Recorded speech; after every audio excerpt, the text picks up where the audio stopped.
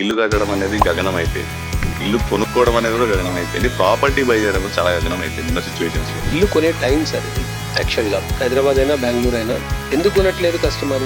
ఏదో భయం. హెచ్ఆర్సిఎస్ అసలు ఏంటి? So we're into property loans. 2 BHKనా 3 BHKనా ఇండిపెండెంట్ హౌసా ప్లాట్ ప్లేస్ కన్స్ట్రక్షన్ ఏది చెప్పినా దాని ప్రకారంగా ఫస్ట్ మీకు అవగాహన ఇస్తాం. ఇంటీరియర్ కూడా ఫ్లోర్ ప్లాన్ ఉంటే ఆ ఫ్లోర్ ప్లాన్ లో రెండర్ చేసి ఇస్తాం సార్. 60 గజాలు కదా, నాకు లోన్ రాదనే ఒక థాట్లోనే ఉంటాను. అసలు 60 గజాలకి లోన్ వస్తుందా రాదా?